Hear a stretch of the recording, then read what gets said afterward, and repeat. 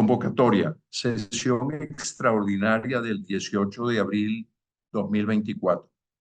La Junta Directiva de la Academia Nacional de Medicina tiene el agrado de invitar a sus miembros, individuos en número, miembros correspondientes nacionales y extranjeros, invitados de cortesía, profesionales del área de la salud, estudiantes y público en general, a esta sesión extraordinaria que se transmite en modalidad presencial en el Salón de Reuniones de la Academia, por plataforma virtual y conexión YouTube, de acuerdo al siguiente programa.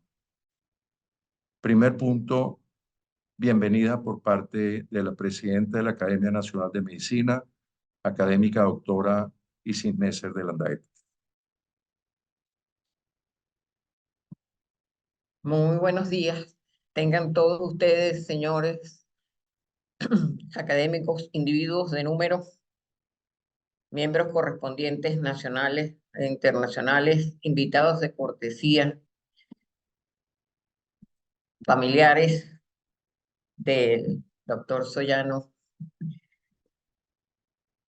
doctor Douglas León Nandera, presidente de la Federación Médica Venezolana, que nos acompaña también en el día de hoy. Tenemos mucho gusto en darles la bienvenida a esta reunión extraordinaria que se celebra hoy para escuchar el trabajo de incorporación del doctor Andrés Soyano, quien adicionalmente va a prestar también su juramento en el día de hoy. Eh, Antes de iniciar ese programa, quería recordarles a todos que continúa abierto el periodo de recepción de credenciales para los aspirantes al sillón séptimo, que perteneció al doctor Guillermo Colmenares. El plazo para la recepción se cierra el 23 de abril. Igualmente, para los aspirantes al sillón noveno, que perteneció al doctor Otto Rodríguez, todavía queda tiempo para introducir las credenciales. Se cierra el 6 de mayo. Y antes también de darle la palabra a nuestro recipiendario de hoy, quiero informarles sobre el reconocimiento que tuvo lugar la semana pasada para nuestros individuos de número, doctores Díaz Brusual y Otto Rodríguez Armas, por parte de Plafam, que honrándolos a ambos como sus fundadores, colocaron sendas placas en las clínicas de Plafam que funcionan con el nombre de cada uno de ellos, pues en las clínicas que funcionan en la capital. Como oyeron ustedes también a nuestro secretario al comienzo, queremos felicitar calurosamente al doctor José Francisco por haber sido acreedor al premio Alma Mater de este año. Nos felicitamos porque, por supuesto, el doctor Francisco fue propuesto por la Academia Nacional de Medicina para el premio y fue honrado con él. Bueno, una vez dicho todo esto, podemos pasar entonces a nuestro asunto central del día de hoy, que es la presentación del trabajo de incorporación del doctor Andrés Soyano para optar al sillón 24º, vacante por el fallecimiento del doctor Francisco Kerdel Vega. Y vamos entonces a darle la palabra al doctor Andrés Soyano. Para acompañar al doctor Soyano, designamos a los académicos doctores Felipe Martín Piñate y José Manuel de Abreu.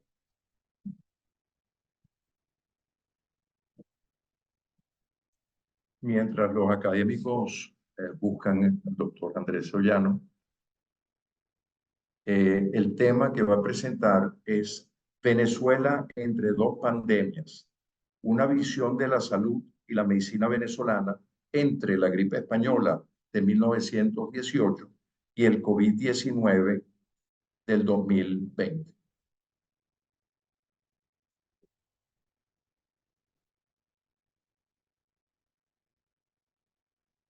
Buenos días a todos. Doctora Inés de Landaeta, presidenta de la Academia Nacional de Medicina y demás miembros de la Junta Directiva. Doctor Douglas León Matera, presidente de la Federación Médica Venezolana. Amigos todos académicos en sus diferentes estatus. Llegamos hoy un día después de numerosas incidencias y que de hecho suena como una especie de bautizo premonitorio con la lluvia que nos está ocurriendo en este momento. Y me toca presentar este trabajo de incorporación. Pero antes de ello, quiero naturalmente dar unas palabras de agradecimiento, principalmente a la Academia Nacional de Medicina, representada en la persona de su presidente y su junta directiva,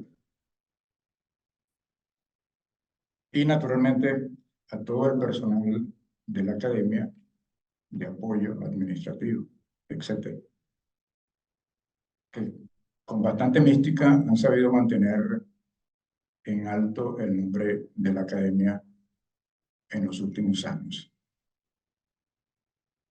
Para ellos no tengo más que ofrecerles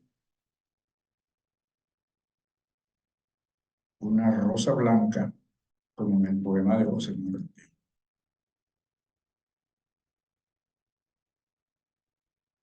El tema de mi presentación, como ya lo indicaron, se refiere a una visión de un tema que ha sido tratado muy fragmentariamente en los últimos años, precisamente porque la historia no le gusta estudiar las cosas recientes, actuales. Siempre se va para las cosas más sedimentadas. Pero este trabajo, yo diría que relativamente extenso en su forma escrita, tiene la particularidad de que es una especie de semilla sobre la cual espero que crezca un texto mucho más amplio y más específico. Pero por el momento y por las incidencias que han ocurrido, que de todos conocidas, lo que yo les voy a presentar hoy es un resumen de esa presentación mucho más extensa, que si alguno tiene interés en ella, naturalmente la verán publicada en algún momento. Está dividida en varias partes. Les voy a hacer inicialmente, simplemente para recordarles, todos conocemos eso, una especie de preámbulo, una breve introducción histórica. El texto propiamente dicho, yo lo he dividido, creo que con cierta exactitud, en cuatro periodos, perdón. Un primer periodo que va naturalmente desde el momento del inicio de la gripe española, entre 1918 y 1935, que yo subtitulo Auge y Ocaso del Gomecismo, naturalmente con sus impactos sobre la salud y la medicina. Un segundo periodo que se extiende de 1936 a 1958, que tiene como nombre La salud en manos de los civiles. Un tercer periodo del año 59 al 99, un nuevo comienzo en democracia, y un cuarto periodo final que yo lo he subtitulado La pérdida de la institucionalidad. El primer enfoque histórico. Para el momento del inicio del tema que vamos a tratar, Venezuela era un país de economía pastoril, a pesar de que ya en 1914 se habían descubierto abundantes yacimientos petrolíferos. El proceso no fue inmediato, no descubrimos petróleo, nos hicimos ricos de un momento, se tardó muchísimo tiempo. Venezuela seguía dependiendo del café, del cacao, de los cueros de ganado, etc. De hecho, aquí tienen un ejemplo tomado del libro del economista Brito, publicado en el año 67, donde hace una comparación. Fíjese, para ese año de 1918, el café y el cacao seguían representando una parte importante de nuestra economía, a pesar de que 4 años antes se había descubierto el petróleo, solamente la contribución era mínima, menos del 3%. ¿Okay? De manera que Venezuela seguía siendo un país agropecuario, básicamente. ¿Okay? Eso fue cambiando en el tiempo y no sería sino ya a finales de mediados hacia finales de la década de 1920, cuando el petróleo realmente comienza a significar un punto importante en nuestra economía. Para ese momento, por otro lado, como ustedes recordarán, estábamos en las partes finales, pero en los años anteriores había ocurrido la Primera Guerra Mundial, que en su momento se llamó la Gran Guerra, de manera que Venezuela se mantuvo, como ustedes saben, neutral, pero con ciertos escarceos con la tendencia hacia el apoyo al ejército alemán. Es en ese contexto, un país agropecuario, una economía muy débil, que ocurren los primeros casos de esa famosa epidemia o pandemia, si ustedes quieren, y los primeros casos que ya se sabía, se conocía, los primeros casos se reportaron en La Guaira. Algunas voces disidentes dicen que posiblemente en Puerto Cabello, pero en todo caso, el de La Guaira se conoce bien el caso, porque fue el 15 de octubre de 1918. 2 días después, ingresa al Hospital Vargas de Caracas el primer paciente con diagnóstico de gripe. La gripe ya tenía 6 meses dando vuelta, 6, 8 meses alrededor del mundo. Y naturalmente, ya todo el mundo, el gremio médico fundamentalmente, la Academia Nacional de Medicina en su momento, estaban en conocimiento de su gravedad. ¿Okay? El gobierno, por cierto, tardó bastante tiempo, a pesar de que ya se conocía bien lo que estaba ocurriendo en otra parte del mundo, en responder, y hacia finales de ese mes nombra una comisión, una junta que se llamó Junta de Socorros en el Distrito Federal. Aquí tienen una imagen de los representantes de esa junta, en la cual destaca la figura de Luis Racetti, Francisco Antonio Rísquez, Luis Racetti por allá, y el otro médico que está allí es Rafael Requena, que pertenecía al estatus gubernamental. Los demás eran personal civil, banqueros, como Mendoza, Machado. Y la comisión la presidía el monseñor Felipe Rincón González,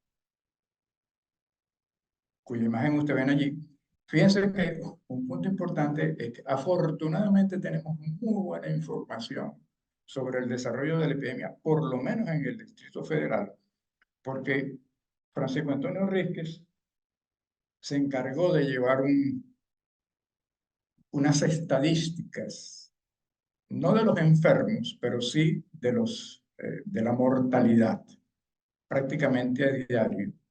¿Okay? De manera que ese libro, ese reporte, ese informe que presentó la comisión al terminar sus sesiones, lo tenemos en nuestra biblioteca. Es realmente un tesoro de información. La Academia de Medicina naturalmente desempeñó un papel importante en este proceso y en su momento oportuno se reunieron, a pesar de que, como ustedes se imaginarán, hubo un decreto de una cuarentena bien estricta. ¿Ok? De manera, mucha gente, naturalmente, sobre todo los negocios, el comercio, perdió grandes cantidades de dinero por esa razón. Pero la Academia de Medicina tuvo la oportunidad de reunirse y en algún momento, hacia el 6 de noviembre, sacan este comunicado en el cual establecen las pautas que deben seguirse para el adecuado control de la enfermedad. Esto fue, esta es del Universal, pero apareció en otros periódicos de la época y también en periódicos del interior de la República. En ese momento la Academia Nacional de Medicina estaba presidida por el doctor David Lobo. ¿Okay? Y si ustedes recordarán, para ese momento la junta directiva era un poquito más extensa, porque tenía además un subsecretario y tenía además un segundo vicepresidente. Okay. Fue en la modificación después que se hizo en el año 41, si no me recuerdo, que se redujo la junta directiva. Naturalmente de la academia formaba parte el doctor José Gregorio Hernández, ¿okay? Que también naturalmente tuvo un papel destacado en el control de la epidemia. Fíjense, una cosa interesante es que dentro del estatus gubernamental teníamos figuras como, por ejemplo, naturalmente no existía Ministerio de Sanidad para la época. Tímidamente, a principios del siglo, se había creado una dirección, una oficina de Sanidad Nacional, cuyo director era el doctor José Antonio Tagliaferro, y esa oficina dependía del Ministerio de Relaciones Interiores, desempeñado en ese momento por el general Ignacio Andrade. El doctor Rafael González Rincones era ministro de Instrucción Pública, el doctor Gumersindo Torre era ministro de Fomento, el doctor Bernardino Mosquera era ministro de Relaciones Exteriores y el doctor Santos Aníbal Dominici desempeñaba el papel de embajador en los Estados Unidos. De hecho, mandó muchísima información sobre cómo había sido tratada la enfermedad en ese país, donde afectó notablemente al país, que también estaba naturalmente en guerra. Ya había entrado en la guerra. Les mencionaba estos personajes porque 5 de ellos, con excepción del ministro de Relaciones Exteriores, eran médicos. ¿Okay? Incluyendo a Gumersindo Torres, que poco se le conoce como médico, se dedicó más a la política, a la economía en sus últimos años, pero naturalmente tuvo un periodo importante de ejercicio médico. En algún momento dado valdría la pena recuperar esa información. La Academia publica también medidas urgentes contra la gripe, porque como en todo proceso donde se establece una especie de caos de cierta cosa, habían opiniones disidentes, había gente que decía, unos médicos, que eso no era gripe, que eso era un trastorno gastrointestinal con ciertas características especiales y naturalmente apoyaban ciertas medidas. Fue Racetti justamente como secretario perpetuo de la academia que establece lo que realmente debe hacerse, porque ya para esa altura, después de 8 meses de pandemia, se conocía bien cuál era la enfermedad. Pero a su vez surgen los especuladores, la gente que incrementa los alimentos, y esta es una de las medidas que toma el gobierno para tratar de controlar esa situación. Esta es la misma declaración que hace la Academia publicada en una revista del interior. Para darles una idea, cuando la comparamos con el COVID-19, COVID-19 fue, pudiéramos decir, un pequeño resfriado comparado con la gripe española, que fue una neumonía de esas personas. ¿Okay? En total, para la época, en el Distrito Federal hubo 1960 fallecidos, datos que sigue Rismes, estos datos los tomamos, por cierto, naturalmente en colaboración con el doctor José Esparza, publicamos en el año 20, empezando la pandemia de COVID, un trabajo sobre esa particular enfermedad. Las descripciones que uno nota, no médicas propiamente, sino de personas que estuvieron en la época, fueron los cadáveres, sonaba como lo que ocurrió en el COVID, como veremos después, por ejemplo en Guayaquil, donde la ciudad se cerró y los cadáveres simplemente se tiraban a la calle para que alguien los recogiera.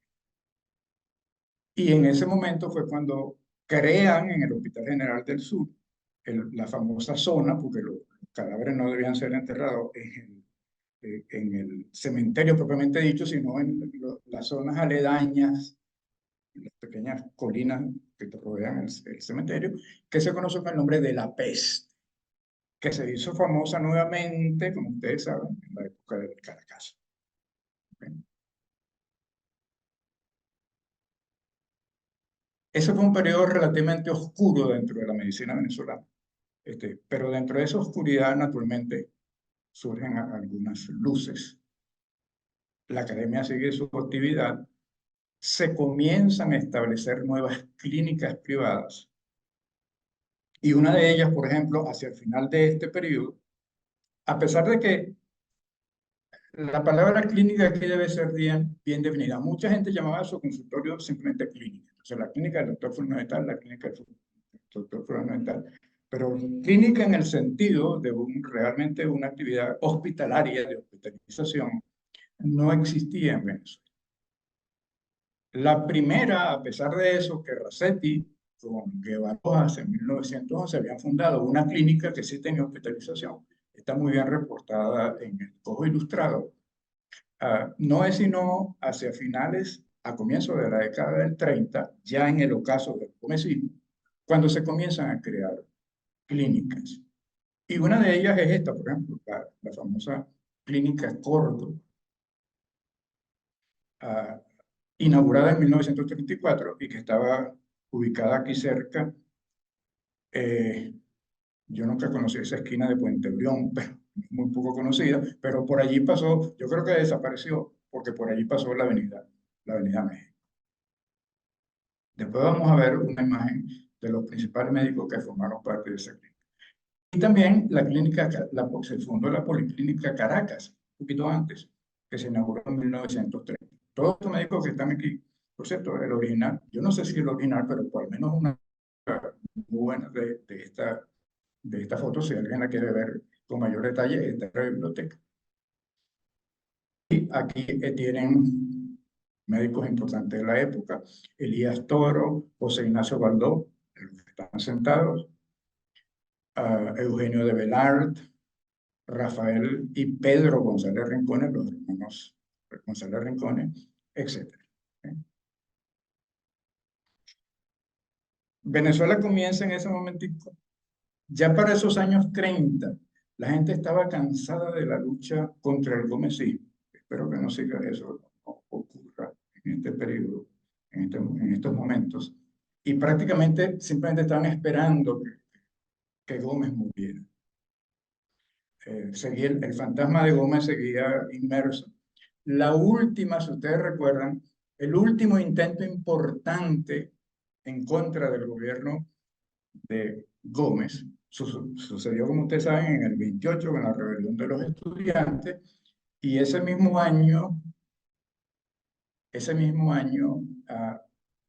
la famosa expedición del FAL en Cumaná, que naturalmente fue un fracaso y donde murieron numerosas personas de ambos lados, pero después de eso prácticamente se dejó que Gómez siguiera hasta que la muerte se lo llevara. ¿Okay? Ustedes recordarán que Mariano Picón Sala, el periodo de oscuridad que le hago presencia, que se representa en salud venezolana. De hecho, Rasetti, hacia el año 24, denuncia el problema. La población de Caracas disminuía porque la mortalidad era mucho mayor que la natalidad. y por lo tanto la población decrecía. Eso le causó cierta enemistad con el gobierno y él, para evitar males mayores, se exilió por cerca de año y medio.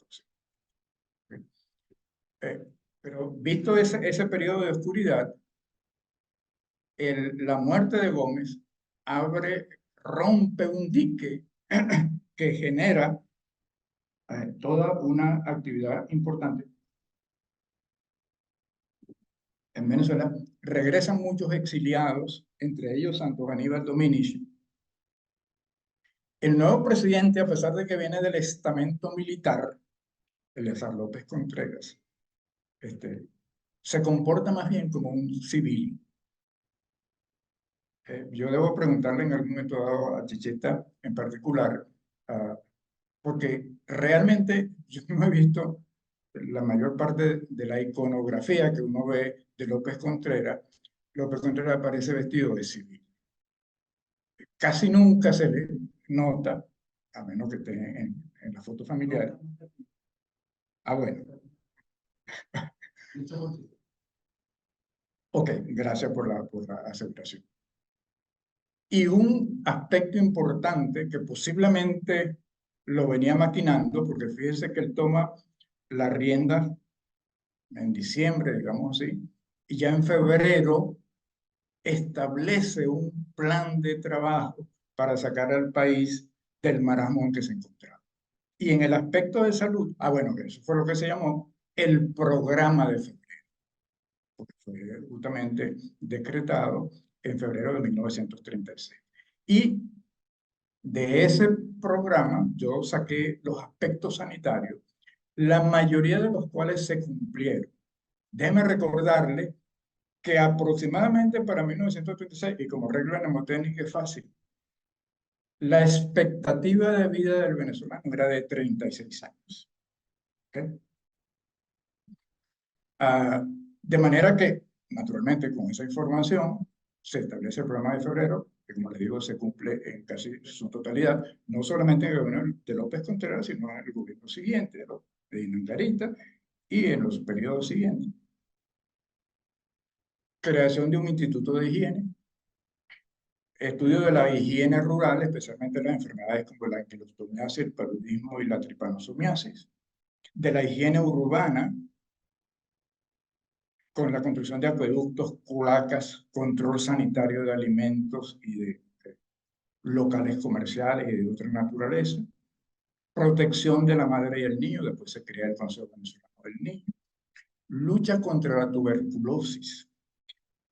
Se ha hablado mucho, la imagen de Gabaldón ha sido tan impactante que a la gente le queda la idea de que el principal problema era el paludismo, pero la mayor causa de muerte, como vamos a ver en una tabla que viene después, era la tuberculosis.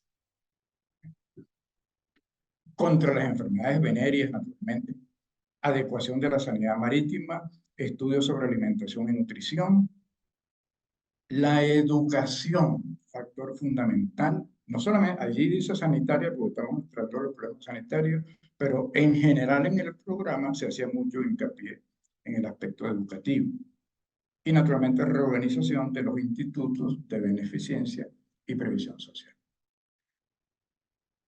Aquí les muestro algunos índices demográficos de la Venezuela del siglo XX. Aquí me meto en varios periodos para hacer una comparación. Fíjense que para esa primera época la población venezolana no pasaba de 2 millones de habitantes, estaba en ese orden. Como les decía, Caracas se reducía de tamaño por la mayor mortalidad que natalidad.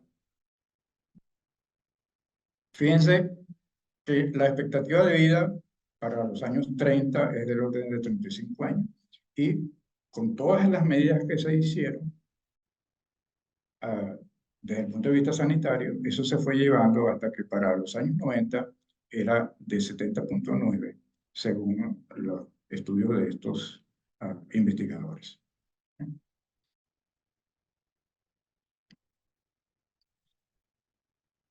Todo eso se debe fundamentalmente a la acción de lo que yo llamo constructores vernáculos de la salud venezolana, de los cuales yo le pongo aquí las imágenes de 6 de ellos. Son muchísimos más, algunos más reconocidos que otros, pero estos son los 6 icónicos, digamos así.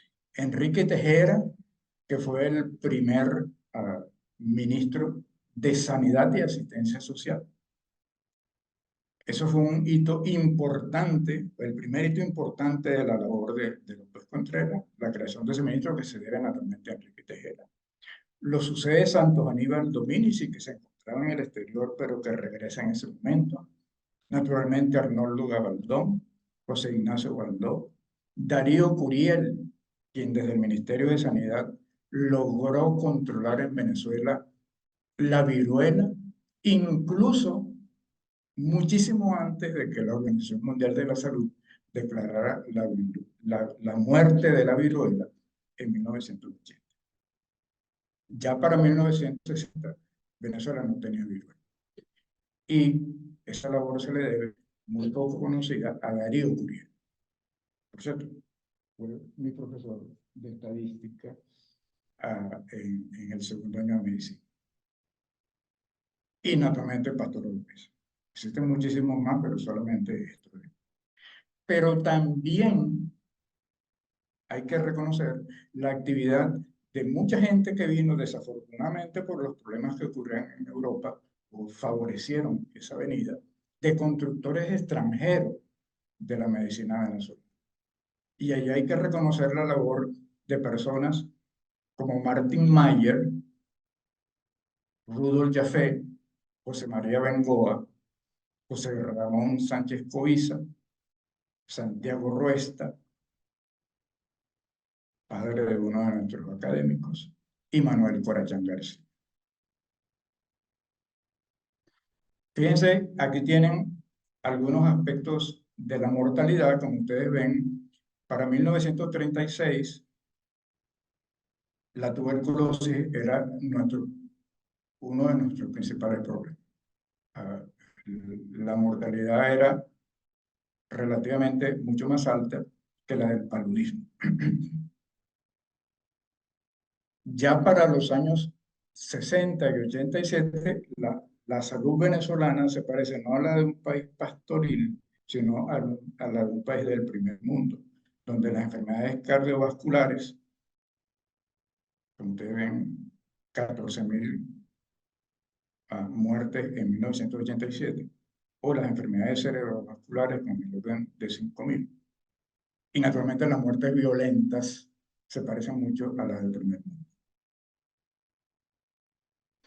Aquí tienen una fotografía de los médicos de la Clínica Córdoba de Caracas y ven en el centro a Enrique Tejera, pero también ven al lado a Alberto Cuenca, a Salvador Córdoba,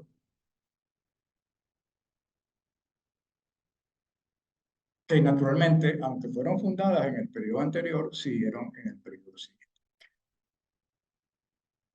En el aspecto de la investigación biomédica, es importante recalcar que la ciencia venezolana, el desarrollo de la ciencia venezolana, tiene un aspecto importante del aspecto médico. Fueron los médicos los que se encargaron de hacer muchas investigaciones. Tuvimos casi algunos pocos físicos o matemáticos o ingenieros dedicados a la investigación como tal. De manera que, pero naturalmente era una investigación que pudiéramos llamar de tipo individual. Pero ya en este periodo que estamos hablando entre López Contreras y el final del gobierno de Pérez Jiménez, surgen algunos aspectos, un desarrollo importante, y uno de ellos está representado por la creación en 1950 de la Asociación Venezolana para el Avance de la Ciencia. Uno de cuyos líderes, naturalmente, fue Francisco de Venanci, pero en su primera junta directiva estuvieron representados Vicente Peña, Félix Pifano, Oscar Agüero y Enrique Tejera, todos médicos y todos académicos. Naturalmente no Francisco de Venanci, pero todos. Esto ayudó mucho a estimular, a pesar de los problemas políticos del momento, la acción de la ciencia en Venezuela. Y hay que reconocer, evidentemente, la fundación en ese momento, 1954 fue declarado, fue inaugurado en 1955 el Instituto Venezolano de Investigaciones Cerebrales, de Neurología e Investigaciones Cerebrales, llamado IPNIC, cuyo fundador, desde el punto de vista científico, fue Humberto Fernández Morán, que precisamente este año se cumplen 100 años de su natalicio, y como ustedes saben, por esa razón,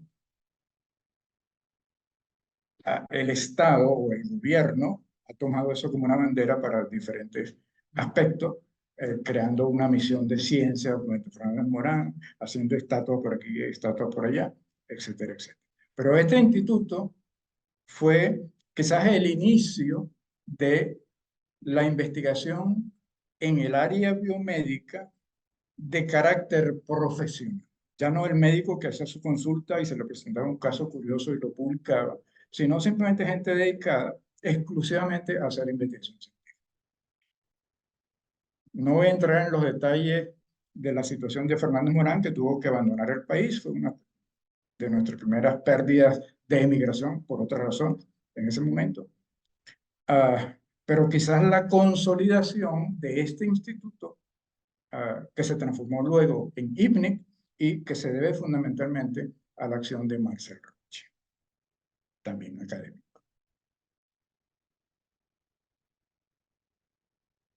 Una anécdota que corría en los medios, sobre todo en los detractores del IBIC, que tuvo sus detractores en algún momento dado, era que el IBIC resultó ser el mismo IPNIC, pero sin neuronas.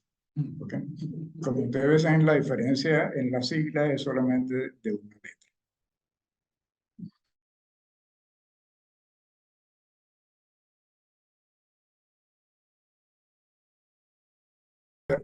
Entramos en este nuevo comienzo en democracia, donde se consolida diferentes aspectos de salud pública. Gabaldón sigue con su trabajo importante, Curiel por el otro lado, y naturalmente prácticamente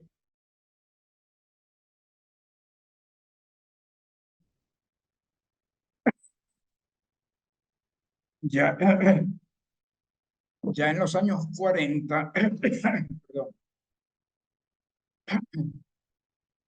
se había creado el Centro Médico de Caracas. En los años siguientes se creó la Clínica El Ávila, y realmente la asistencia privada en Venezuela se consolida, pero también la asistencia pública. Naturalmente se creó el Hospital Universitario de Caracas, un hito en la historia de la medicina venezolana. De manera que el país parecía enrumbado, con naturalmente algunos problemas de tipo político, enrumbado a lograr una estabilización en los aspectos económicos, políticos y naturalmente lo que nos interesa en este momento, de salud. Pero llegamos al cuarto periodo, que comienza en 1999, donde yo lo menciono, un periodo que está en estudio, que es importante revisarlo con detalle, pero voy a hacer simplemente anotar los aspectos más importantes. Lo primero es que se inicia una política de deconstrucción, creación de instituciones paralelas que llevan a la destrucción disfrazada de cierta manera de populismo. Y naturalmente, yo no sé si fue la excusa, pero en todo caso, uno de los puntos que marca eso fue la llegada del famoso contingente médico cubano, que vino en ocasión del deslave que ocurrió en La Guaira en el año 99. De ese contingente médico cubano, vale la pena recordar, porque es importante, y al menos yo me he trazado esa meta dentro de mis posibilidades de no dejar que se olvide, el famoso caso en el cual 3 magistrados de la Corte Superior en lo Contencioso Administrativo fueron destituidos de su cargo por simplemente hacer la declaración de que los médicos cubanos, alguien, no sé exactamente de dónde surgió, pero hizo la denuncia, pues como ustedes saben, los médicos pueden ejercer en cualquier sitio en situaciones de emergencia, pero eso es un periodo transitorio. Simplemente ese contingente se quedó en Venezuela y se solicitó la opinión, y naturalmente la opinión de la Corte Contenciosa en lo administrativo, fue que los médicos extranjeros no podían tener más derechos que los médicos venezolanos. Y así como los médicos venezolanos necesitan cumplir una serie de requisitos para su ejercicio, es decir, entre ellos hay que presentar el título que nos da la Universidad Central ante el Ministerio de Sanidad, que debe avalarlo, debe registrarse y deben cumplirse otras normas. Así también deberían ser los médicos que pretenden seguir ejerciendo su ejercicio en Venezuela en condiciones que ya no son las de emergencia. Para mí, esa fue la primera señal de que estábamos, estoy hablando aproximadamente del año 2002, si no me recuerdo. En ese momento ocurre esa señal de que íbamos por, por mal camino. Y de allí, de ese contingente médico cubano, surge un proyecto experimental, entre comillas, que es la misión Barrio Adentro. ¿Okay? Que no ha sido bien estudiada, por cierto. Fue un proyecto iniciado en el Distrito Federal en un convenio entre la alcaldía y la embajada cubana. Y por cierto, el primer director de esa misión, evidentemente fue un compañero mío, ahora en el exterior, y que naturalmente ya no está de acuerdo. Y, por cierto, renunció al poco tiempo al darse cuenta que la cosa tampoco era, el efecto era más político que realmente una mejora importante de la salud, aunque en el papel el proyecto se veía muy bien. Es decir, llevar la salud a los barrios adentro. Y más tarde, justamente para consolidar ese programa, la creación de la medicina integral comunitaria, en la cual la academia, si mal no recuerdo por allá en el 2014, en parte establece un diagnóstico bien importante sobre la formación de estos médicos. Pero naturalmente el gobierno intenta cubrirse las espaldas con cambios y modificaciones legales. ¿Okay? En otras palabras, desde el punto de vista legal, esos médicos tienen derecho a ejercer la medicina, no hay duda. Esa fue, creo que la primera modificación que se le hizo a la ley de ejercicio de la medicina, que nos viene desde 1982. Y eso fue como en el 2010 o el 2011. Naturalmente, también después se crea otra modificación por allá por el año 2021, en el cual se crea otro grupo que son los, si mal no recuerdo, los médicos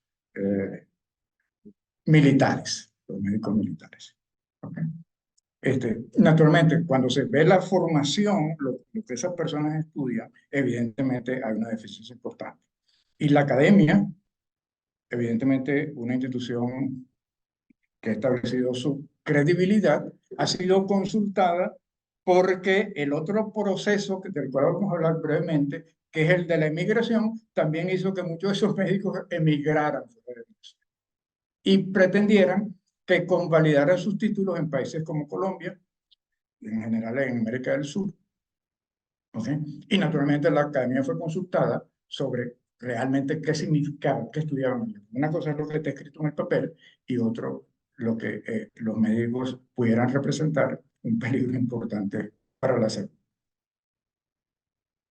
Y desafortunadamente el gobierno abandonó muchas cosas, por eso yo hablaba de deconstrucción y destrucción. Nos vienen asolando enfermedades que habían sido controladas, como el paludismo, la difteria. Nunca habían, en mis estudios de medicina, hace muchísimo tiempo, un caso de difteria. Lo estudiábamos porque es una enfermedad típica, característica, pero nunca vimos esos casos. Y resulta que en la década del 2010 aparece nuevamente difteria. Y todo debido a la falta, fundamentalmente, de proyectos de salud pública en el control vacunal de esta enfermedad. ¿Ok? Perdón. Pero lo más importante, y ya estoy a punto de terminar, es lo que Francisco Cardel Vega, que yo me honro en ocupar su sillón, llamó, creo que posiblemente por sus raíces judías, él llamó la diáspora médica. ¿Okay? Y dentro, simplemente un pequeño inciso, al término de la guerra de independencia de Venezuela, en 1810 empezamos con aproximadamente unos 900.000 habitantes tenía el país. Cuando termina la guerra en el año 1824, éramos 600.000, es decir, perdimos aproximadamente 30% de la población. Algunos también migraron, naturalmente, ¿sí? Pero muchos de esos fueron muertos en los campos de batalla o en los desastres de la guerra. Bueno, imagínense el problema que se le presenta a Vargas y a los otros encargados, de cierta manera, de la salud y del país en general, reconstruir un país que ha perdido 30% de su población. Y naturalmente se hacen campañas para atraer inmigrantes y en esa oportunidad se crea la Colonia Tovar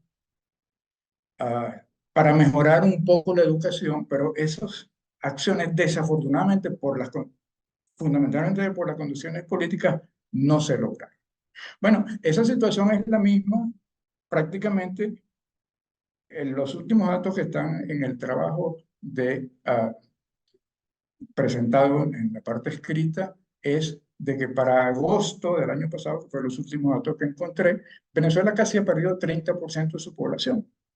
¿Okay? De manera que reconstruir un país en esas condiciones, naturalmente otros se han aprovechado de eso, pero esa es otra historia.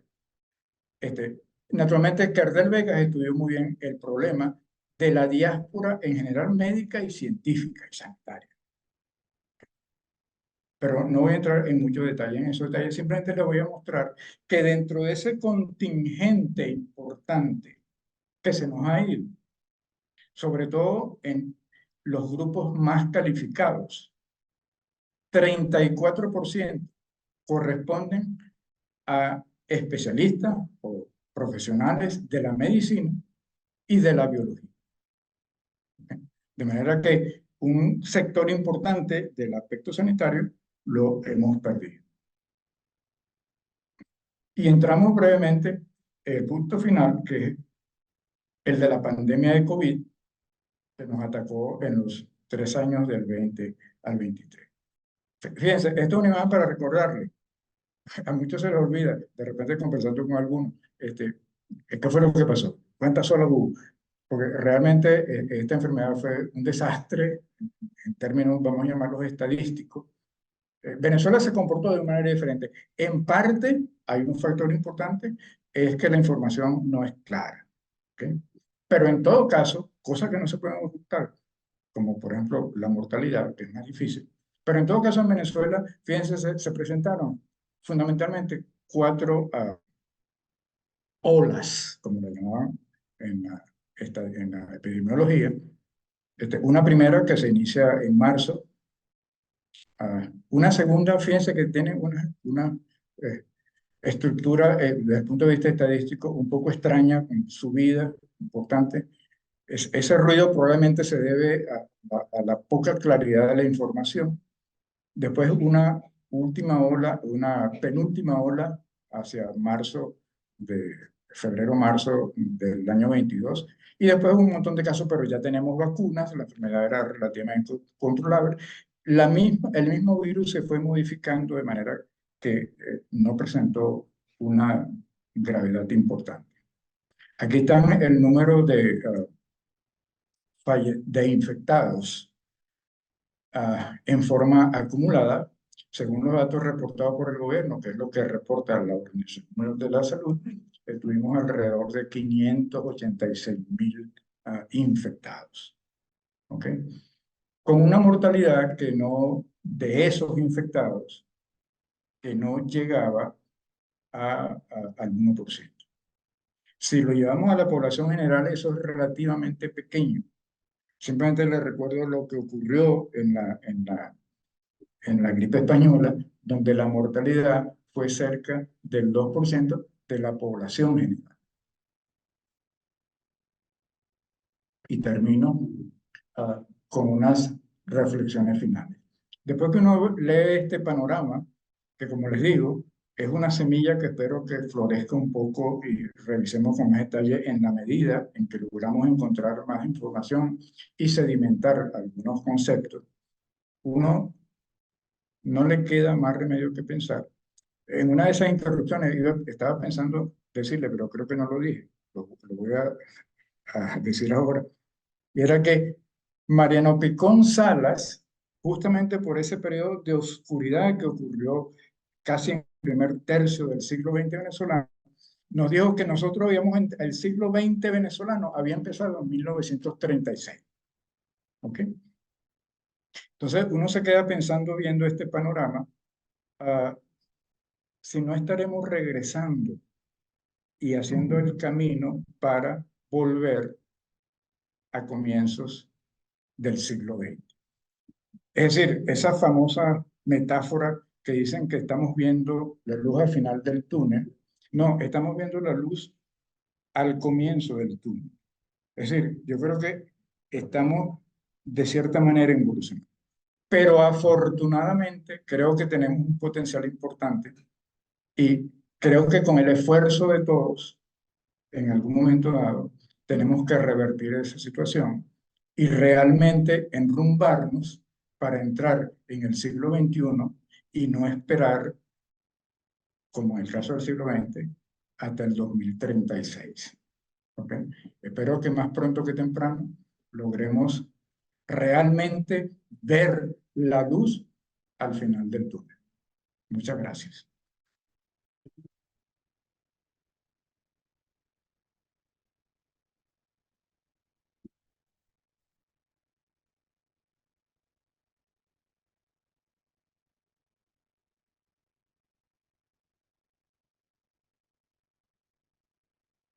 Muchas gracias al doctor Sollano por la presentación de su trabajo. Sí. El académico es conducido a su sillón, en donde se remueve la banda tricolor.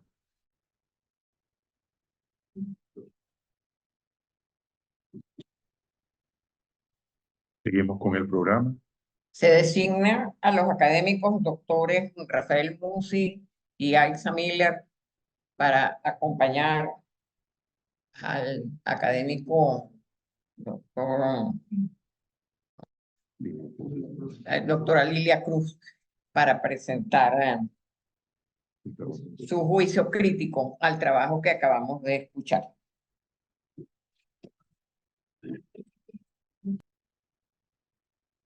Señora Presidente y demás miembros de la Junta Directiva, señores académicos, señores representantes de la Federación Médica Venezolana, de las universidades y demás instituciones, invitados, familiares del doctor Sollano, amigos todos, tengan muy buenos días.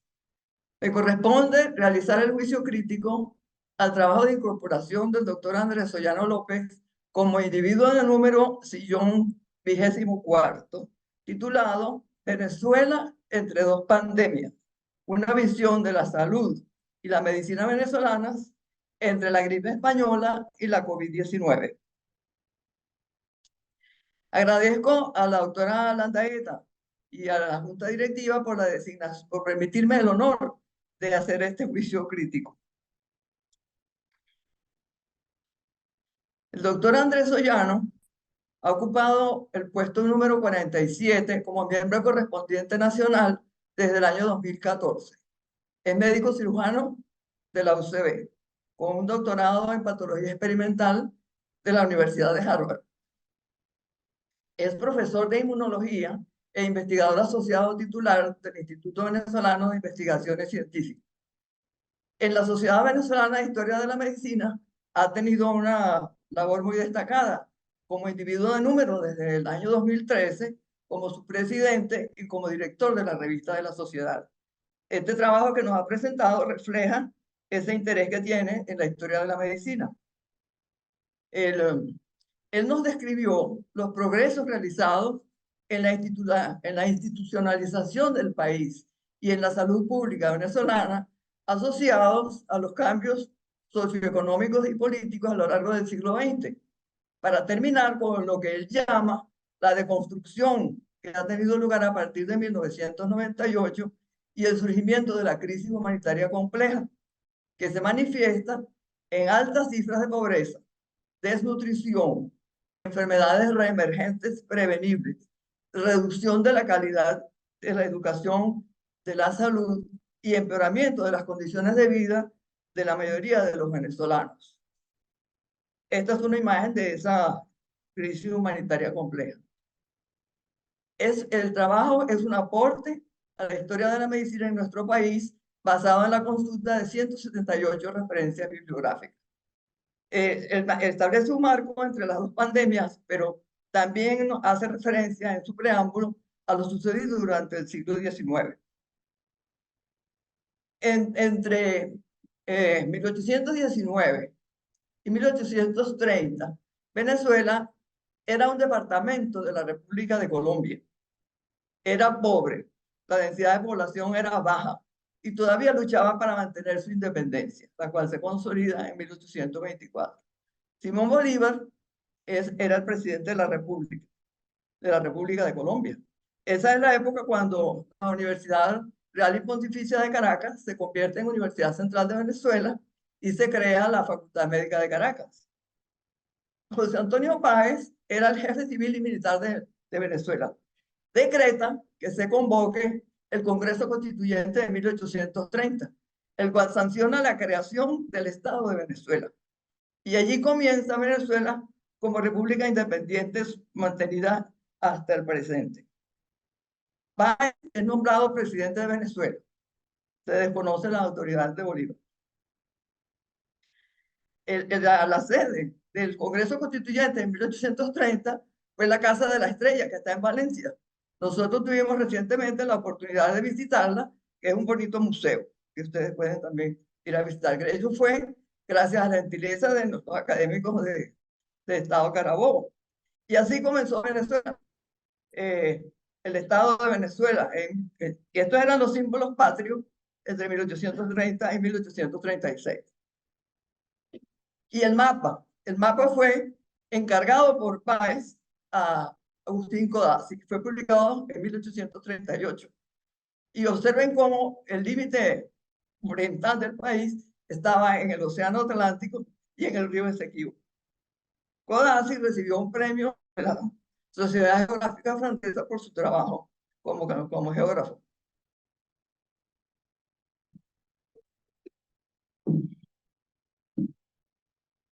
En el siglo XIX, muchos médicos venezolanos iban a Europa para mejorar sus conocimientos y traerlos a Venezuela.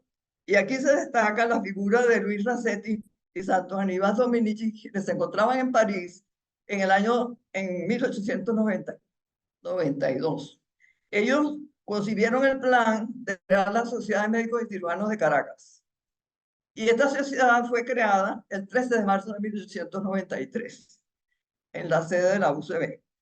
Dice Racetti, para establecer entre nosotros una asociación médica en donde colectivamente se ventilen los asuntos relacionados con la medicina, facilitando el cambio de ideas y la comunicación de conocimiento.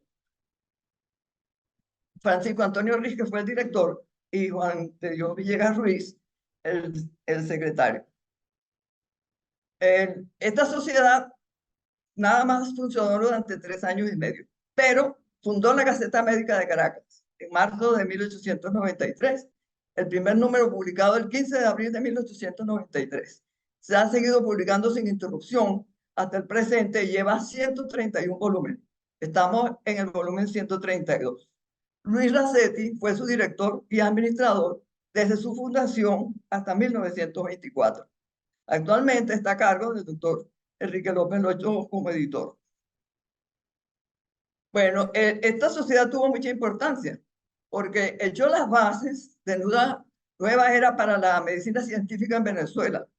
Abrió horizontes al estudio, indicando los problemas de nuestra patología regional que más merecen solución y señalando los caminos de la medicina moderna que con más acierto nos pueden conducir al conocimiento de la verdad. Esto fue escrito por Racetti.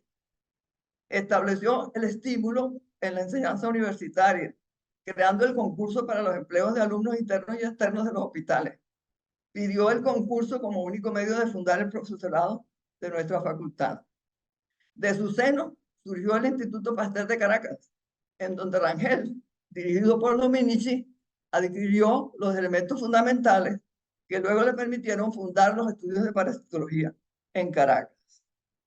Pidió y obtuvo la creación de la enseñanza clínica obligatoria como parte del programa de los estudios médicos oficiales.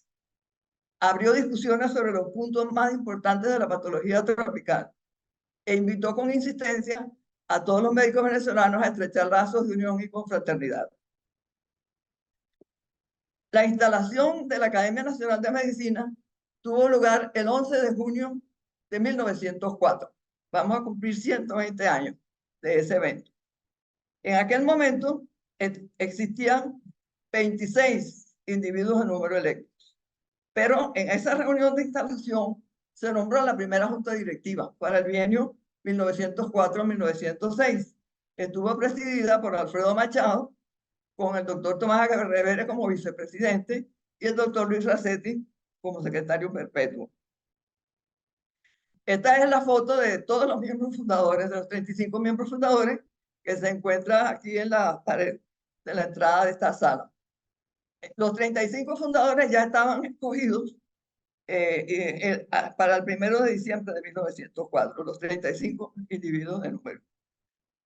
Vale la pena destacar que la Academia Nacional de Medicina realizó 5 congresos durante el primer tercio del siglo XX, los congresos venezolanos de medicina, que tuvieron una gran importancia porque fomentaron la investigación para poder presentar trabajo. Y la investigación era sobre los problemas de salud que existían en Venezuela.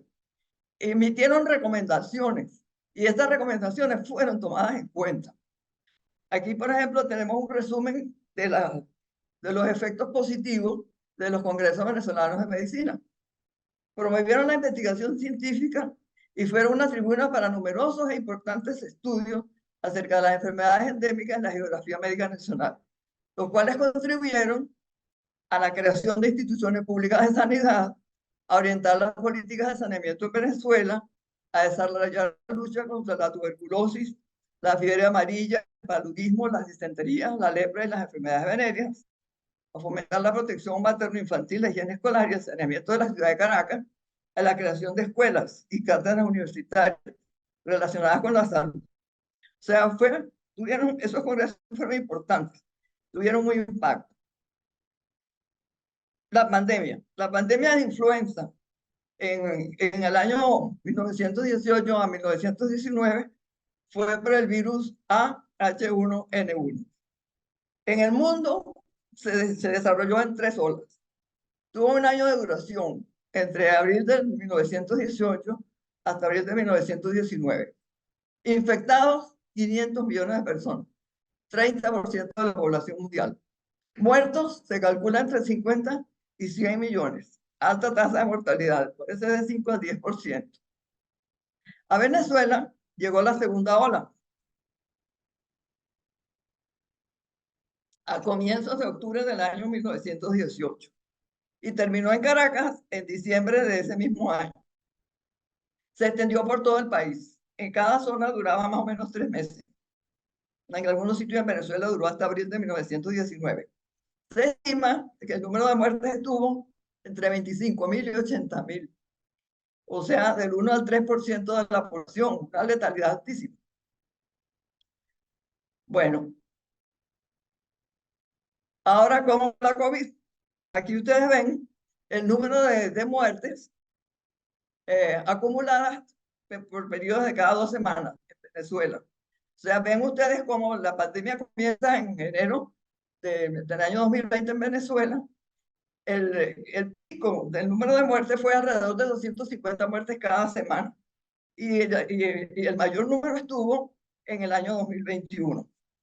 Para abril de 2023 se reportaron los últimos fallecidos en Venezuela. Desde entonces no ha habido nuevos reportes.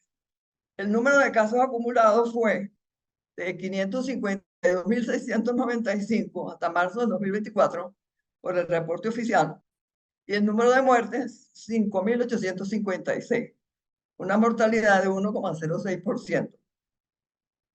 Si se compara esto con la gripe española por supuesto fue mucho peor, pero hay un siglo de diferencia y hay grandes progresos en las ciencias médicas. ¿Qué pasó en el mundo con la COVID-19? Aquí ustedes ven, los casos están en las barras, el número de casos en millones, y los colores son las diferentes regiones de la Organización Mundial de la Salud. Fíjense que hay unos picos al comienzo de 2022 donde había hasta 90 millones de casos cada 28 días, o sea, cada 4 semanas. Y luego hay un grandísimo pico en diciembre y enero de diciembre de 2022, también con numerosos casos. Pero fíjense que varían los colores, o sea que la distribución era distinta en las diferentes regiones del mundo. Y la línea continua es el número de muertes, en miles de muertes. La mayor parte de los muertos ocurrieron en 2020 y en el 2021. El total de casos acumulados hasta marzo de 2024 en el mundo fueron 774 millones. En las Américas un 25%. Y las muertes acumuladas en el mundo, 7.037.000, 43% en la región de las Américas. En los últimos 28 días, o sea, febrero de 2024, hubo 297.755 casos nuevos, 18% en las Américas. Y en el mundo todavía hay muertes por COVID, 6.201, de las cuales el 81% ocurrió en América. Las variantes del virus ha habido muchas, pero la más reportada en estas últimas 4 semanas fue la JN.1, 90% de los casos nuevos. En el mundo, las vacunas, la vacunación, número en millones de dosis diarias. Vean cómo la mayor parte de las vacunas se aplicaron entre 2020 y 2021. Y hubo días en que se aplicaban más de 40 millones de dosis de vacunas diarias. Este fue un esfuerzo sumamente importante. Y es uno de... Bueno, les decía que en Venezuela el 50% de la población recibió vacunación completa. Eso fueron 14 millones de personas. Y 7.870.000 personas recibieron al menos una dosis, o sea, fueron parcialmente vacunadas. En total, 22 millones de personas, o sea, el 78% de la población de Venezuela fue vacunada. Este es un promedio, este es un valor superior al promedio mundial. Y les traigo esta lámina porque me pareció muy interesante demostrar que las personas se vacunan, mayor o menor número de personas se vacunan según su nivel de ingreso. Las personas con alto nivel de ingreso o medio alto recibieron en el mundo más de 200 dosis por 100 personas. o sea, más de 2 dosis por persona. Los que están en el nivel de ingreso medio bajo recibieron 150 dosis por cada 100 personas de la vacuna contra la COVID-19. Y los de bajos ingresos, menos de 50. Y entonces, esto dio como resultado, en el mundo, el 37% de la población de países de bajos ingresos recibió menos de una dosis. ¿Y qué pasa con la mortalidad? La mortalidad en el mundo fue reportada, acumulada, hasta marzo del 2023, hasta diciembre del 2023 en este gráfico. El número de muertes confirmadas en el mundo era 7 millones. Pero se estima que el número real de muertes fue mucho mayor y se determinó el exceso de mortalidad. Entonces, se piensa que la mortalidad pudo haber llegado realmente, el número de muertos pudo haber llegado a alrededor de 30 millones, en lugar de los 7 millones, 4 veces más. Y en el caso de Venezuela, tenemos en rojo, como se muestra la curva de abajo, confirmadas 5.856 muertes. Pero las estimaciones que se han hecho, tomando en cuenta su registro y las dificultades de diagnóstico y todo lo demás, hay estimaciones de los organismos internacionales que llegan hasta 70.000 muertes que pudieron haber ocurrido en Venezuela. El exceso de mortalidad pudo haber llegado hasta 70.000 muertes. Y aquí lo tenemos en la mortalidad expresada por 100.000 habitantes. Y entonces vean cómo Venezuela, por 100.000 habitantes, en la curva de más abajo, tiene 19 muertos por 100.000 habitantes. Es realmente bajo comparado con el resto del mundo. Y las estimaciones de mortalidad excedente la llevan hasta 250 muertos por 100.000 habitantes. Pero sigue siendo bajo aún con esas estimaciones. Comparado, por ejemplo, con los Estados Unidos, donde ustedes ven el cuadro de arriba a la izquierda, donde el número de muertos de mortalidad excedente fue 405 por 100.000 habitantes. Y aquí está la distribución de la mortalidad excedente por 100.000 habitantes en el mundo. Vean cómo Venezuela aparece con los colores claros, que quiere decir que está por debajo de 200 muertes por 100.000 habitantes, por 100.000. Comparen con Rusia, que fue la peor. Tuvo 1.125 muertos en exceso de mortalidad por 100.000 habitantes. Ahora, el doctor Soyano les presentó una evolución histórica de la salud pública en Venezuela y de los logros que fueron producto del trabajo de mucha gente. Hay un índice que es muy útil para revelar el progreso en la salud pública y en la medicina, los avances. Y ese índice es la esperanza de vida al nacer. La esperanza de vida al nacer ha aumentado en todo el mundo debido a las mejoras de la salud pública, de la higiene, de la nutrición, la mejor atención neonatal, las vacunaciones, etcétera, todos los progresos de la medicina y los progresos que han aumentado el nivel de vida. Observen ustedes en este gráfico que va desde 1770 hasta el 2021, que en el siglo XIX la esperanza de vida era baja en todas partes, era menor de 40 años en todas partes. En 1870 empieza a subir en algunos países. Y en 1900, donde están los punticos, bueno, ustedes observan allí, Oceanía tenía 47 años de vida y Venezuela estaba en 28 años de esperanza de vida. Todos suben, pero Venezuela sube mucho mejor que otros países, como lo vamos a ver a continuación. En esta gráfica, la línea verde es la línea de Venezuela, comparada con el promedio de Europa y de las Américas y el promedio mundial. Vean cómo en 1900, vean la tabla de la izquierda, en 1900 la esperanza de vida era 28 años. Y en 3 décadas, de 1900 a 1930, pasa de 28 a 32, ¿verdad? Sube 4 años en 3 décadas. Lento, en la economía pastoril todavía. Pero ya estaba el petróleo entrando en juego.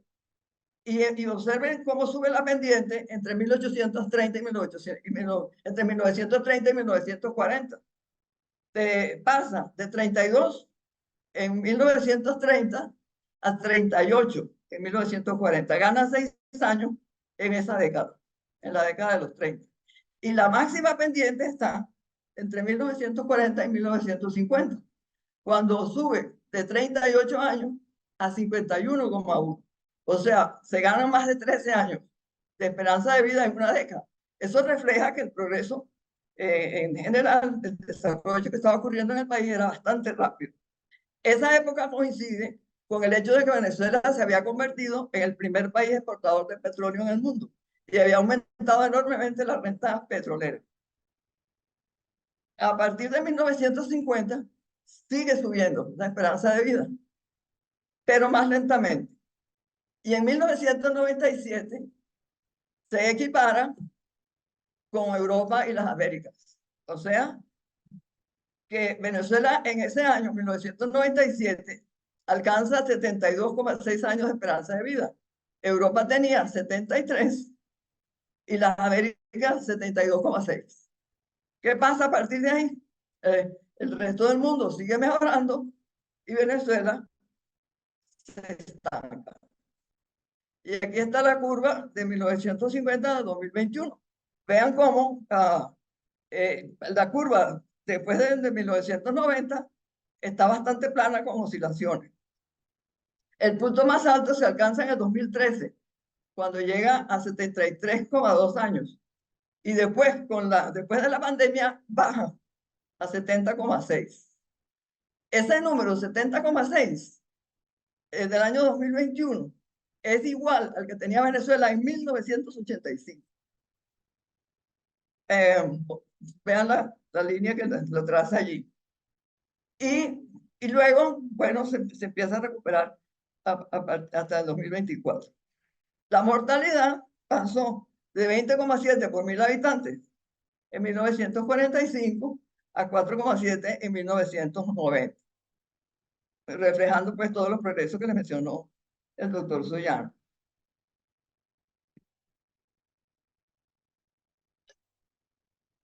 Y aquí, en esta gráfica, hay varias curvas, la variación de la esperanza de vida en varios países para comparar con Venezuela.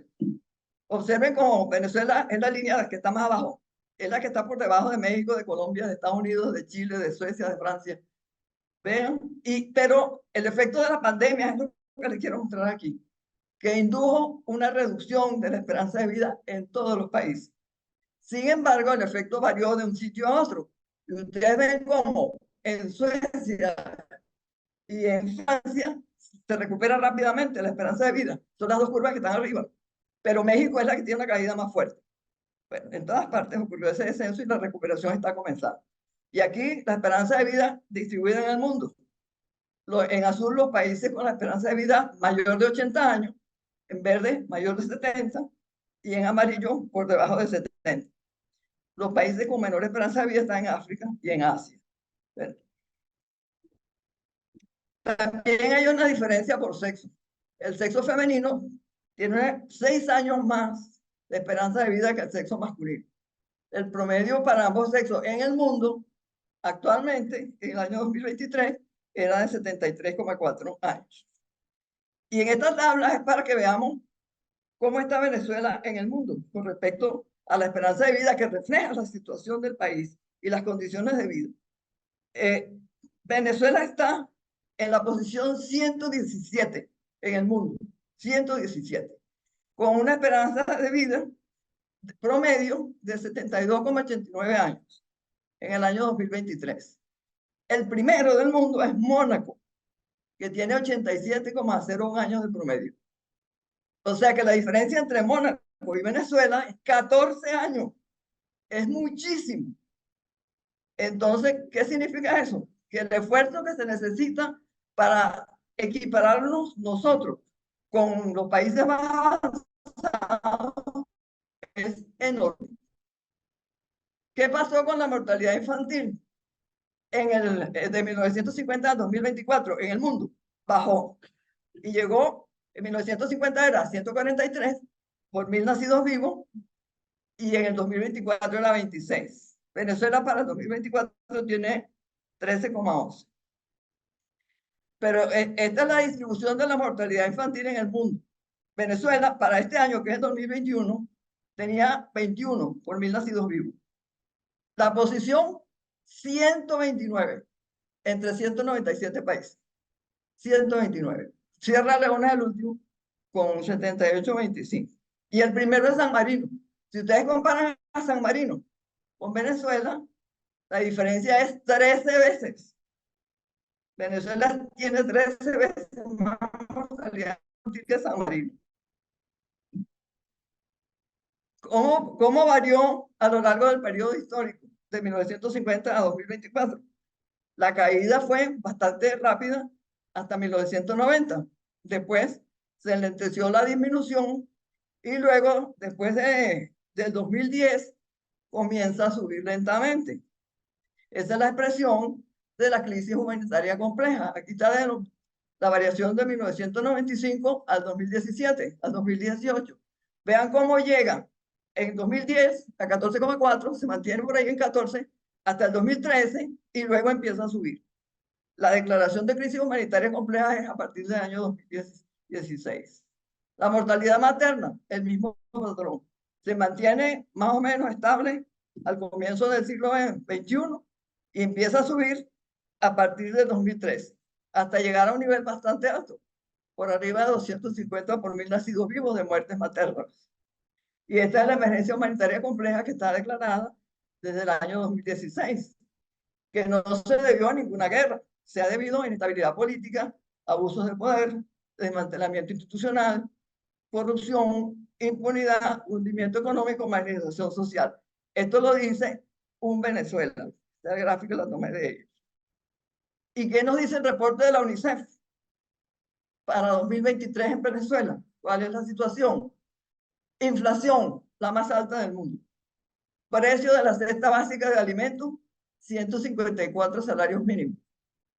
La inflación al costo de los alimentos, 414% en 2023. 5 millones de personas desnutridas. La prevalencia de anemia en mujeres adolescentes, 24%. Insuficiente cobertura de vacunas. Insuficiente disponibilidad de material médico quirúrgico, medicinas esenciales y equipos, especialmente para la población más vulnerable. Embarazos precoces, cuidado antenatal irregular, enfermedades infecciosas y complicaciones del parto amenazan la sobrevivencia de las madres y de los niños, especialmente los indígenas. La mortalidad en los niños menores de 5 años, 24 por 1000. Y la neonatal, 15 por 1000 nacidos vivos.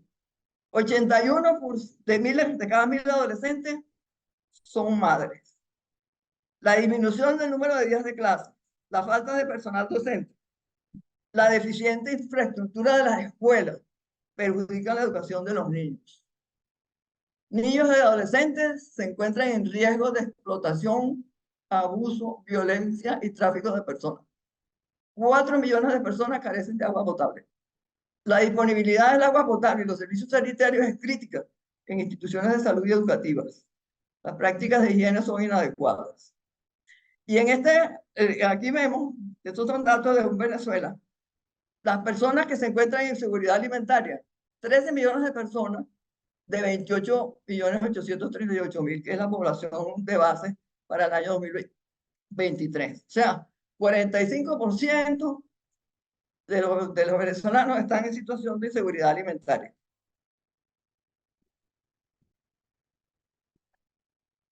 La inseguridad alimentaria severa afecta a 2.739.000 personas, el 9,5% de la población.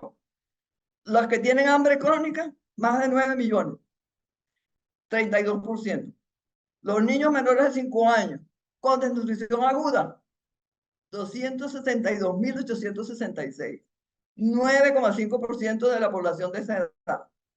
Niños menores de 5 años con desnutrición crónica o retraso de crecimiento, casi 1 millón, 35% de la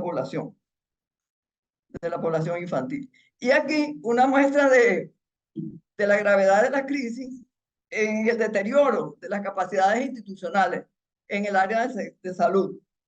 Vean, por ejemplo, los centros de atención primaria de salud con servicios inoperativos o cerrados. Hay una caída de 97% en la capacidad de prestar sus servicios. Ambulatorios públicos con servicios inoperativos o cerrados, caída del 87% en la capacidad. Hospitales públicos con servicios inoperativos cerrados, 74% de caída. Caída del gasto público en salud, 58%. Caída de camas operativas, 81%. Caída de camas de la UCI. Bueno, hay una gran caída en todo el sector salud. Debido a la baja inversión. Vean cuánto es vean cómo este es el gasto del gobierno como porcentaje del Producto Interno Bruto del país en el año 2020.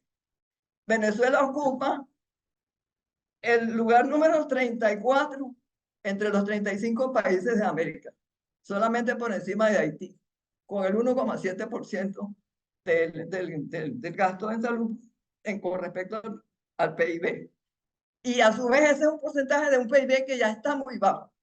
O sea que la inversión per cápita en salud por persona es de 13 euros por persona, por año.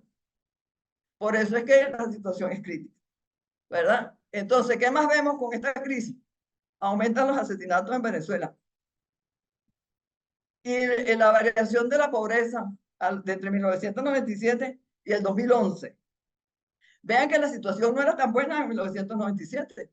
Empieza con un 55% de pobres y había un 25% de pobreza extrema en el año 1997. Esa disminuye, mejora un poco hasta el año 2001, donde la pobreza baja a 39% y la pobreza extrema baja a 14%. Pero después viene el paro petrolero y entonces sube a 55% en 2003 la pobreza y el 25% de la pobreza extrema.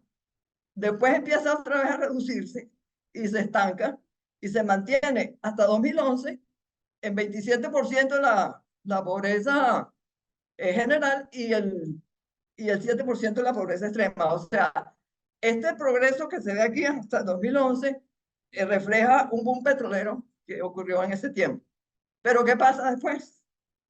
Aquí está el porcentaje de población en pobreza extrema. Y entonces, en el 2012, estaba en 9,3% y llega al 2018 al máximo de 75% de la población venezolana en situación de pobreza extrema. Después mejora un poco, pero todavía se mantiene altísimo. Está en 53%, la pobreza extrema. En la región de América Latina y el Caribe, ¿cuánto era? En 2022, 15% de la población. O sea que nosotros tenemos 3,5 veces más pobreza extrema que el resto de los países de América Latina y el Caribe. El índice de desarrollo humano, otro índice que nos habla de la situación del estado de salud de la población y del estado de sus condiciones de vida, comparado con el resto de los países de América. Venezuela ocupa la posición número 29 entre los 35 países, con un índice de desarrollo humano de 0,69. El promedio de los países de América Latina es 0,75. Y la meta de desarrollo para el 2030 de los objetivos de desarrollo sostenible es llegar a 0,8. Y nosotros estamos en 0,69, estamos lejos de la meta. El mundo está lejos de la meta también. ¿Cómo se correlaciona eso con Venezuela pasó a ser desde el año 2020, desde el año 1926, cuando la producción de petróleo permite que el ingreso petrolero sea mayor que el ingreso por la producción agrícola y pecuaria? Desde ese momento Venezuela pasa a ser dependiente de la renta petrolera. Y entonces en esta gráfica vemos cómo crece la producción petrolera desde 1918 hasta alcanzar un máximo de 3,7 millones de barriles diarios en 1970. Luego se observa una reducción en la producción que tiene que ver mucho con la OPEP y con fenómenos políticos. Y vean cómo el mínimo de la década de los 80 ocurre un poquito tiempo después del Viernes Negro. O sea, estos son indicios de que las cosas no andaban bien ya a partir de ese momento. Luego vemos el boom petrolero que ocurre a comienzos del siglo XXI. Pero entonces, al final se ve una caída violenta desde cerca de 2,5 millones de barriles que estaban en 2010 hasta menos de 1 millón. Ahí está en 0,65 millones, o sea, 650.000 barriles diarios en el año 2019. Pero se llegó al mínimo. ¿Cuánto fue el mínimo? En el año 2020, 379.000 barriles diarios, o sea, 0,37 millones. Muy poquito. Con eso no alcanza para nada en un país dependiente del petróleo. Y vean la evolución entre 2016 y 2020, que es el periodo de máximo descenso. En 2016, 2.300.000 barriles. En 2020, llegaba a 300.000 barriles diarios. Pero en las barras, ustedes ven el número de pozos petroleros activos. Una reducción enorme de la cantidad de pozos petroleros. O sea, se dejó de invertir en la apertura de nuevos pozos y los pozos se fueron agotando, lo cual muestra pues, los problemas en la administración de PDVSA que hubo a lo largo de esos años. Ha comenzado una pequeña recuperación. Entre marzo de 23 y febrero de 2024 se llegó a 820.000 barriles diarios, pero todavía estamos muy por debajo. Esa cifra, 820.000 barriles diarios, es equivalente a la que tenía Venezuela en el año 1950. En 1950 Venezuela era un país en alta posición como nivel de vida comparado con América Latina. Y este es un gráfico de un trabajo que estudia la economía venezolana a lo largo del siglo XIX y del siglo XX y del siglo XXI. Este autor, que se llama Giuseppe de Corso, dice que subdivide la economía en 3 periodos. El periodo agrario, de 1830 a 1924, que se caracteriza por un crecimiento casi nulo del Producto Interno Bruto per cápita, 0,13. O sea, el Producto Interno Bruto en el siglo XIX y hasta comienzos del siglo XX creció en paralelo con el crecimiento de la población. El PIB creció 1,38% y la población 1,25%. O sea que la situación de pobreza se mantuvo más o menos estable a lo largo de ese tiempo. El ingreso per cápita era alrededor de $1.000 per cápita. Viene el periodo de auge petrolero cuando el petróleo comienza a ser la principal fuente de ingresos para el país. Hasta 1977, el periodo de auge y maduración del petróleo, asociado con lo que este autor dice, que fue una buena administración de la finanza por parte de los diferentes gobiernos. El Producto Interno Bruto per cápita creció 4,16% anual durante ese periodo que es bastante largo. Y el PIB creció 7,21%, con un crecimiento de población de 3%. O sea, también hubo un gran crecimiento de la población y la llegada de inmigrantes en la década de los 50. Pero el estancamiento comienza temprano. Fíjense que según este autor empieza en 1977, porque el máximo de Producto Interno Bruto que él calculó a precio constante, es un trabajo bien interesante, ese máximo se obtuvo en 1977, que fue de $9.648 internacionales de 1990. Producto Interno per cápita. Ese fue el punto de mayor ingreso per cápita en Venezuela en todo este tiempo. A partir de esa época comienza el desorden fiscal, el endeudamiento, los desequilibrios macroeconómicos, todos los problemas que ya sabemos. En 2012, aún a pesar del boom petrolero que ocurrió a comienzos del siglo XX, del siglo XXI, el ingreso per cápita estaba en $8.967 de 1990. O sea, eso es para descontar la inflación. O sea, menor que en 1977. Por eso es que habla de que ese es el periodo de estancamiento.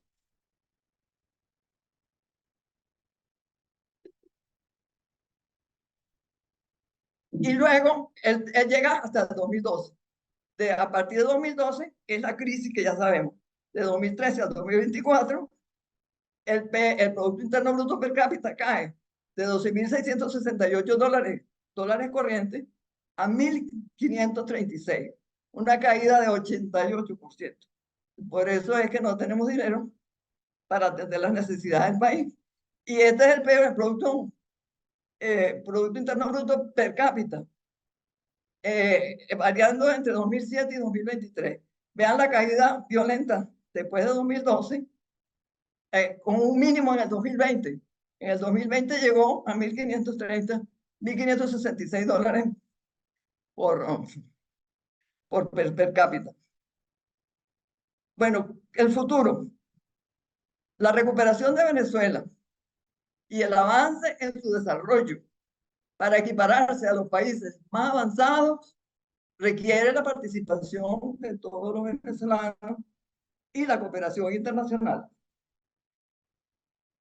Trabajo organizado con inteligencia y honestidad para lograr que la producción diversificada de bienes y el comercio, para aumentar la producción de bienes y comercio, para crear servicios públicos, para ofrecer excelente educación y atención a la salud, que permitan elevar la calidad de vida de todos. Necesitamos un buen gobierno con la participación del sector privado. Pero la conservación de la paz es fundamental. La negociación, la no violencia, el respeto mutuo es la vía razonable, creo yo. El respeto a los derechos humanos, la solidaridad, la justicia, la libertad, la inclusión, la participación, la equidad, la democracia, son valores que hay que conservar.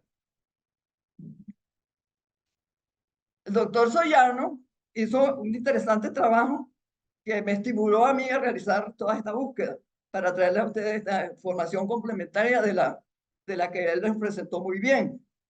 Él cumplió con todos los requisitos exigidos para su incorporación como individuo de número al sillón 24 de la Academia Nacional de Medicina. Le damos la más cordial bienvenida.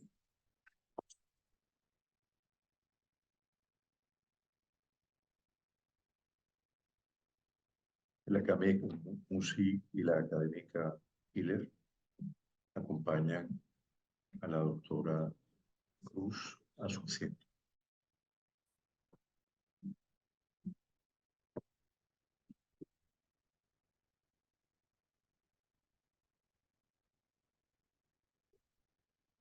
Muchas gracias a la doctora Lilia Cruz por